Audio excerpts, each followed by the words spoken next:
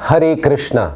भगवत गीता के 18वें अध्याय के पहले श्लोक से 12वें श्लोक में, पहले श्लोक में अर्जुन पूछते हैं कृष्ण भगवान से कि इस संसार में त्याग और संन्यास का उद्देश्य क्या है। और भगवान उसके बाद 12वें श्लोक तक, 18 अध्याय के 12वें श्लोक तक इसको बहुत डिटेल में समझाते हैं। हमारे लिए ये बहुत महत्वपूर्ण है, क्योंकि ऐसे करने से हम कर्म फल से लिप्त नहीं रहेंगे और मृत्यु के बाद भगवत धाम प्राप्त कर पाएंगे। तो आप लोग सब ध्यान से सुनिएगा। 18वें अध्याय के प्रथम श्लोक में अर्जुन ने भगवान से कहा, हे महाबाहो, हे कृष्ण, मैं त्याग का उद्देश्य जानने का इच्छुक हूं। और हे केशी निषूदन ऋषिकेश, मैं त्याग में जीवन यानी संन्यास आश्रम का भी उद्देश्य जानना चाहता हूं। तो भगवान ने 18वें चैप्टर के दूसरे श्लोक में बोला अर्जुन को, भौतिक इच्छा पर आधारित कर्मों के परित्याग को विद्वान लोग संन्यास कहते हैं। कैसे कर्मों का परित्याग?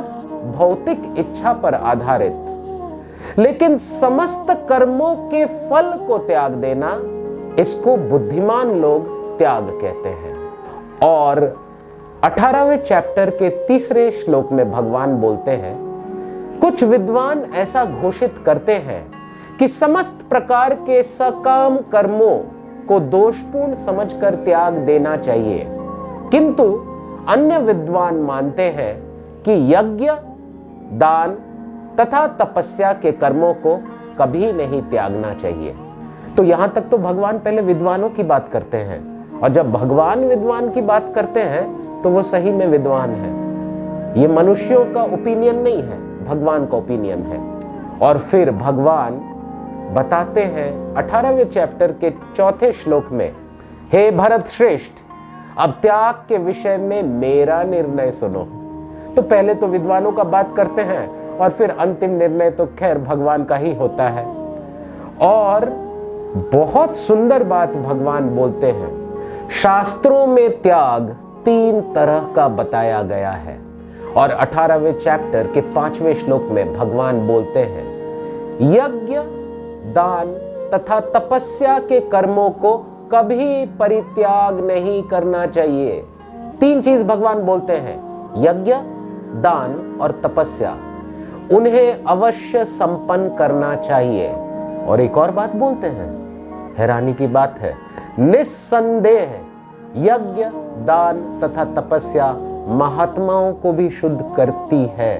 यानी जो महात्मा है ऑलमोस्ट पूर्ण रूप से शुद्ध है, लेकिन उनको भी यज्ञ, दान और तपस्या हमेशा करते रहना चाहिए। फिर भगवान बोलते हैं 18वें अध्याय के 6ठे श्लोक में, इन सारे कार्यों को किसी प्रकार की आसक्ति या फल की आशा के बिना संपन्न करना चाहिए। हे पृथापुत्र अर्जुन, इन्हें कर्तव्य मानकर संपन्न किया जाना चाहिए, यही मेरा अंतिम मत है। और 18वें चैप्टर के 7वें श्लोक में भगवान बोलते हैं, निर्दिष्ट कर्तव्यों को कभी नहीं त्यागना चाहिए।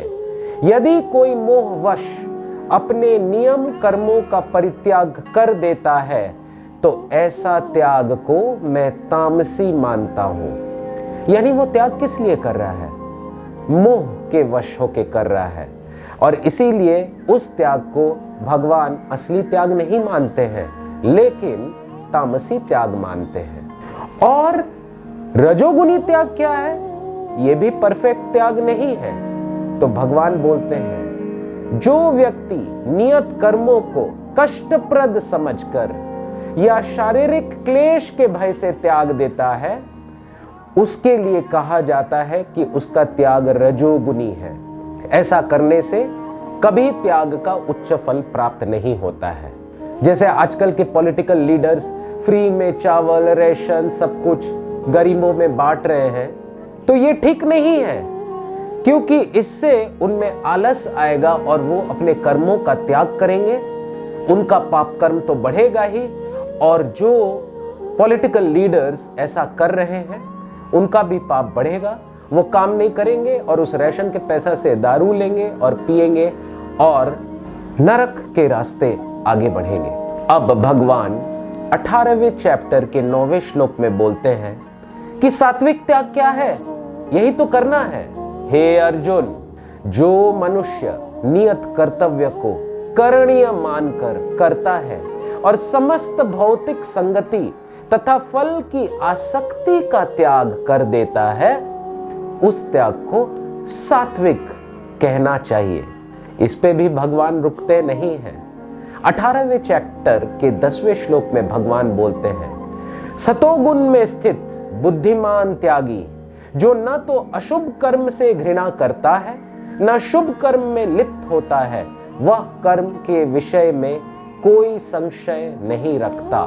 और भगवत गीता के 18वें चैप्टर के 11वें श्लोक में भगवान बोलते हैं, निस्संदेह किसी भी देहधारी प्राणी के लिए समस्त कर्मों का परित्याग कर पाना असंभव है, लेकिन जो कर्म फल का परित्याग करता है वो वास्तव में त्यागी कहलाता है। और भगवत गीता के 18वें चैप्टर के 12वें श्लोक में भगवान एक वार्निंग देते हैं। सबके साथ होगा ये, मेरे साथ भी, आपके साथ भी, तो जरा ध्यान से सुनिएगा। भगवत गीता के 18वें चैप्टर का 12वां श्लोक, जो त्यागी नहीं है उसके लिए इच्छित यानी इष्ट, अनिच्छित यानी अनिष्ट तथा मिश्रित, ये 3 प्रकार के कर्म फल मृत्यु के बाद मिलते हैं, लेकिन जो सन्यासी है उन्हें ऐसा फल का सुख दुख नहीं भोगना पड़ता है। हरे कृष्ण।